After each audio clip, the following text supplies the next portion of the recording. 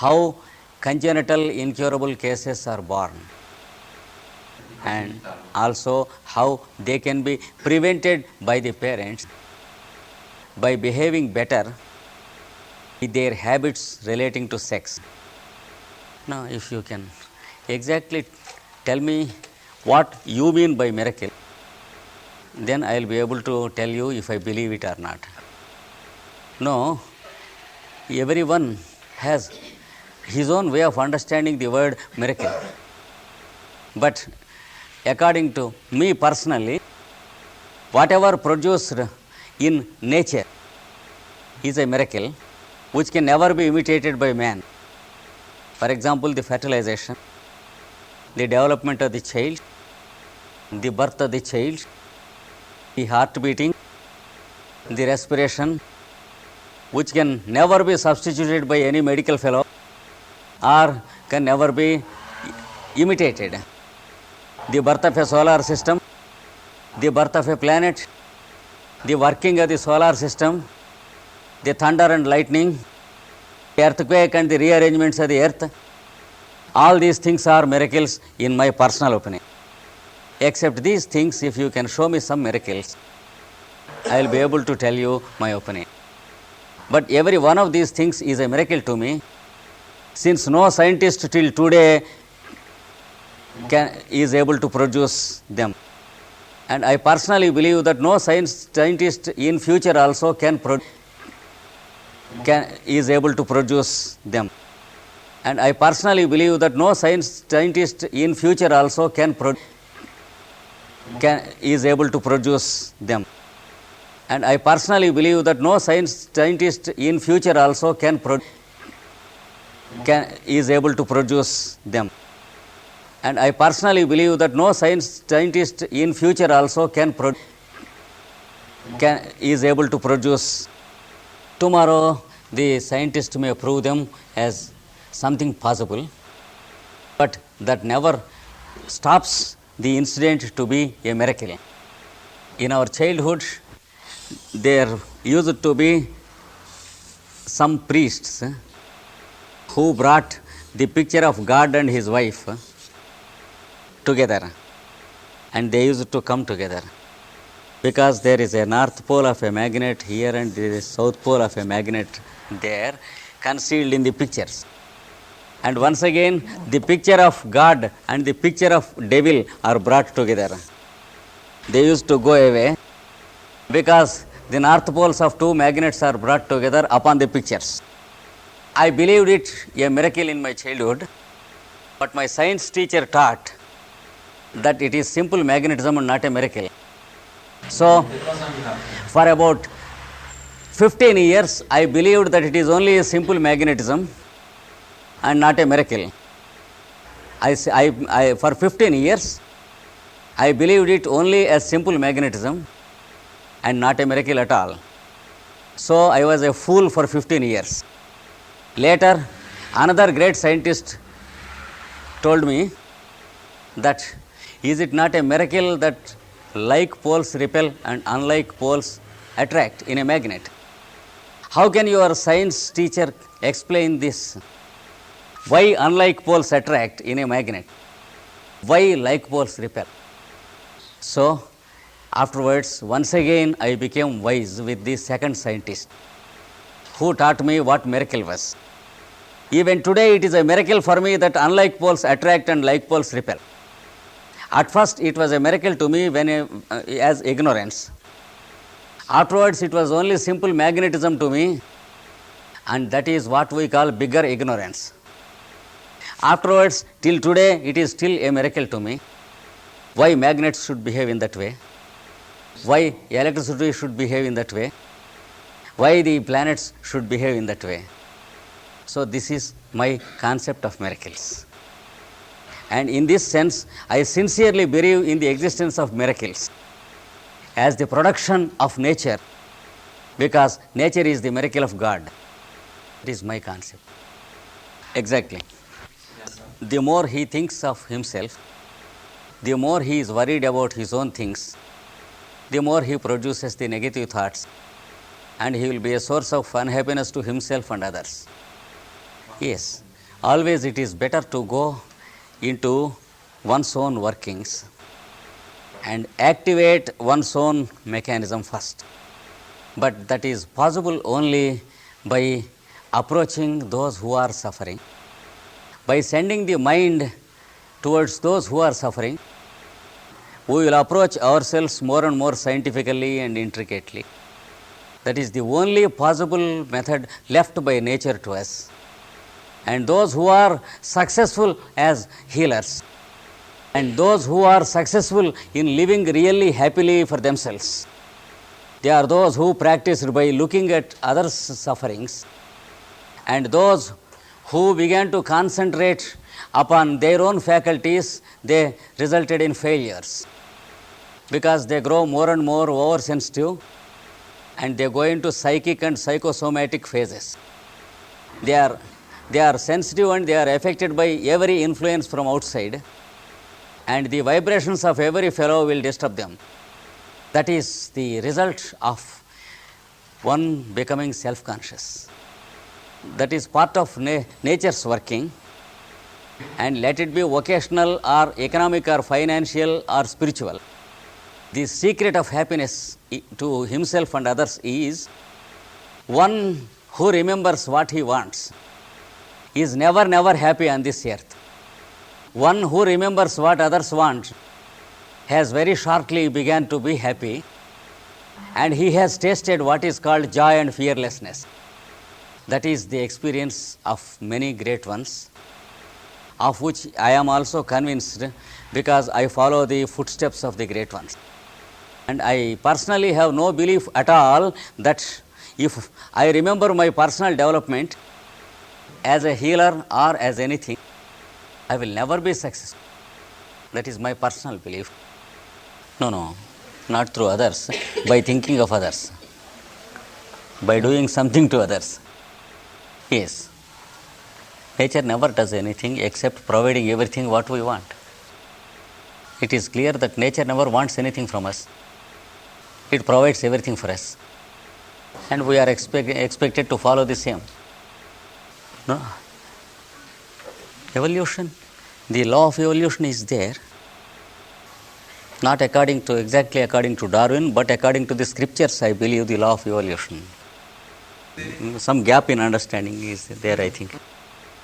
The sentence "know thyself" indicates that the same thyself is existing in every body, and instead of understanding that everyone is in each body, understand that the bodies are floating in the one who is existing.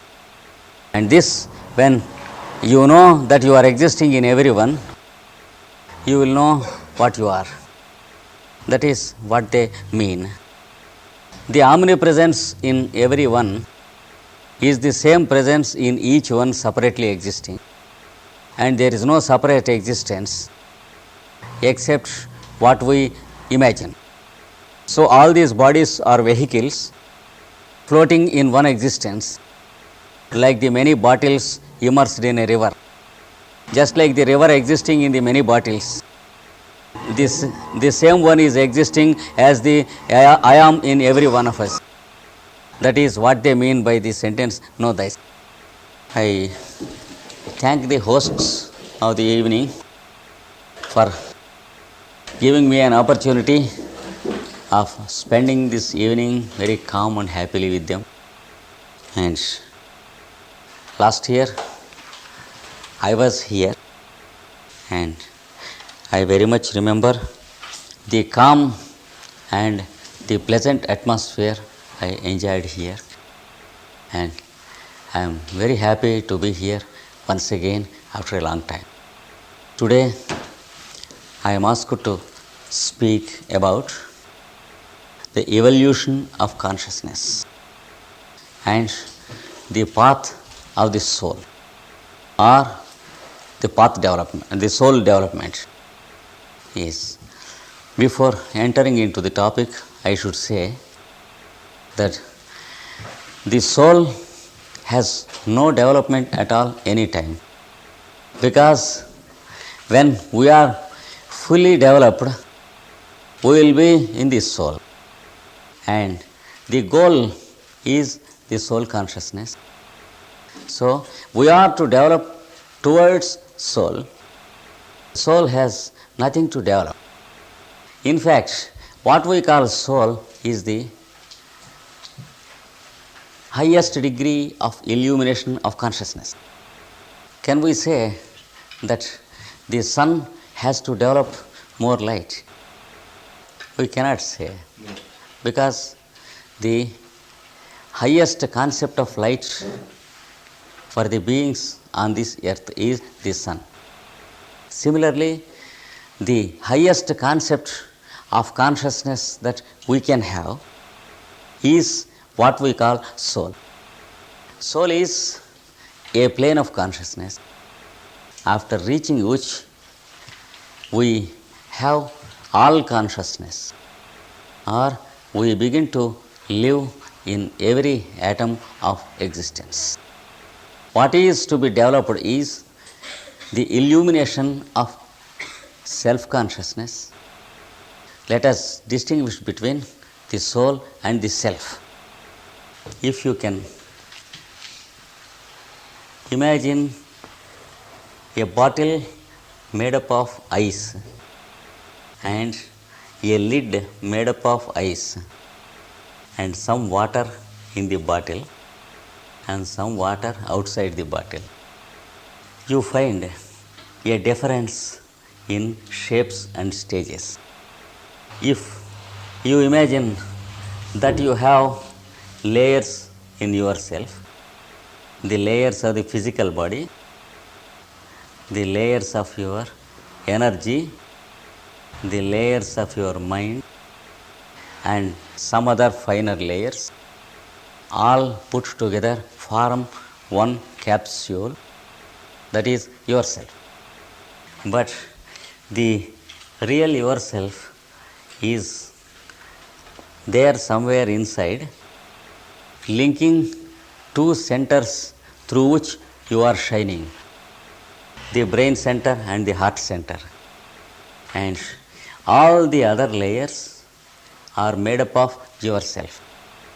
Just as the bottle of ice is made up of the same water which the bottle contains, and also just as the bottle that is floating in water, the bottle made up of ice is made by the same water that is in the river.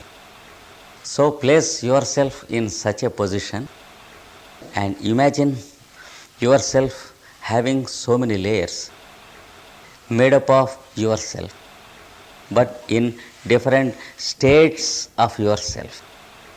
The whole put together is called yourself.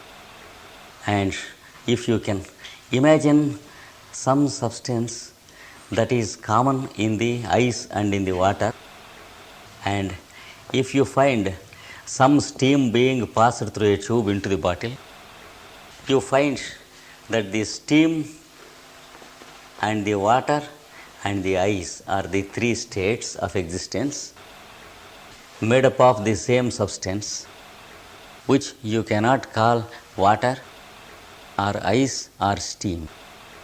Therefore, let us call it X, the common background of the three.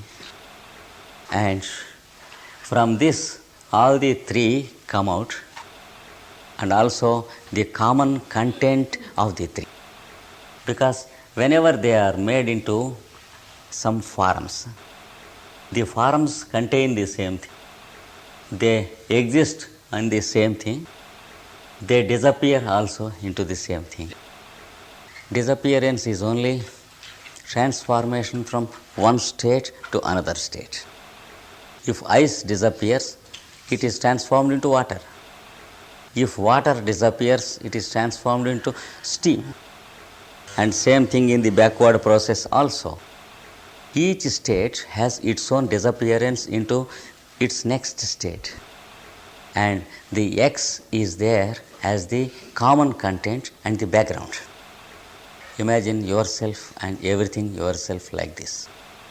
Then you will know the science of all sciences, the science from which the science of atoms is discovered and the science of the molecules is discovered and the science of the various substances on this earth existing is discovered, because the atoms and the molecules and the various substances are like the steam, the water and the ice produced from X. Each of these states is grosser than the previous one in its descent. That is, water is gross than steam, ice is still grosser than water. So, it is the grossest of the existences. When it is taking this direction of journey, we call it the descent of steam into water and the descent of water into ice. Again, when you apply heat, the journey takes the ascent. That is, ice becomes subtler matter, water becomes steam. So, you find a path of descent and a path of ascent. Imagine the same thing about yourself and the universe. The whole creation is made up of little entities like yourself, each made up of physical body, having millions and millions of atoms, atoms forming into molecules, molecules forming into different substances like calcium, phosphorus, silicate, to form your bones, your muscles and your skin. And within this body, you have another existence which is the resultant of the whole thing put together. That is what is called force or energy. It was there previously in all the atoms, but when these atoms make a chemical combination to make up the living cells in the biological kingdom, they work out to manifest energy, not to create or produce energy, but to make manifest the energy which was already there, taken from this space by the atoms through their chemical process and in the form of the chemical changes of the living cells. That energy which is released is what is called life. It is also called the vital force. It makes the cells of the body move. See, the same energy is produced from the cells of the body and the same energy is useful to move the parts of the body and to protect the parts of the physical body. So, we see that there is the production of energy from matter, that is what we call life. To produce this life, we want a plant or an engine.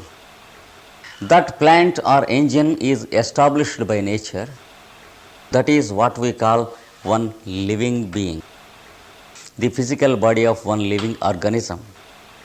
We call it the physical body or one organism. The organism exists in many states in nature, making the release of this life energy in various states and gradations. In one degree, we call it the plant. In another degree, we call it the bird. In some other degree, we call it the fish. In a different degree, we call it the animal. And in a different degree, we call it the human being. It is only a degree of difference in releasing this energy. The one who is living in all these organisms is the same indweller, the content of everything or the background of everything, which we called X. Out of this X, everything is made, and this X exists in space as the content of the space, and in alternations it sleeps and awakens. So it is sometimes passive and sometimes active. If we imagine the space unbound around us, it has units of space awakening into existence, getting themselves separated from the unbound space, and they become the active globes of space, and the rest of the space is passive in its nature. We can call it sleeping space. But remember that the content of space never sleeps. Sleeping space never means that space sleeps. It means that everything that is created will sleep into it again. That is the meaning of sleeping space.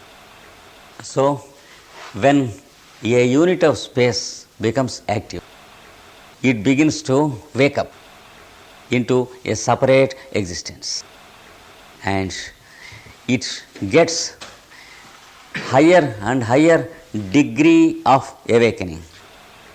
Just as in the morning we wake up from our sleep, and sometimes it may take 5 minutes or 10 minutes when we wake. From the state of sleep to the state of our normal consciousness, there are degrees of semi-consciousness when we are awakening in the morning. Similarly, there are degrees of awakening in the space. In each degree, a stage of creation awakens.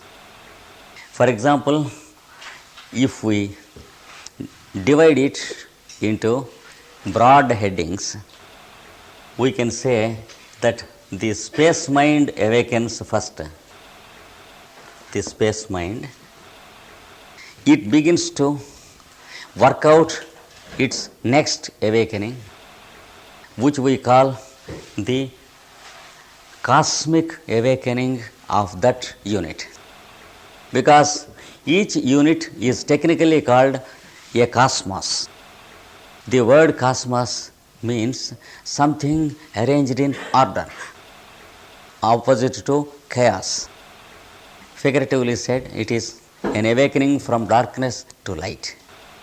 In the Old Testament, these lines are vaguely translated into English, because English even today is not sufficient to translate such scientific passages. It should borrow the words from the scriptures directly. But however, they have translated like this. God said, "Let there be light." There was light. Before that, it is translated that darkness filled the deep. Deep means, in their idea of the translators, deep means the space unbound, which is not yet awakened. And darkness means there was no created entity or personality to see it. Darkness means the absence of the observer, not darkness to itself. So it should be either commented or translated in an elaborate way. But for the present, we can take that each unit is called a cosmos. The first awakening can be called the cosmic awakening, which is described as the birth of the egg in the Indian scriptures. They called it the self-luminous egg.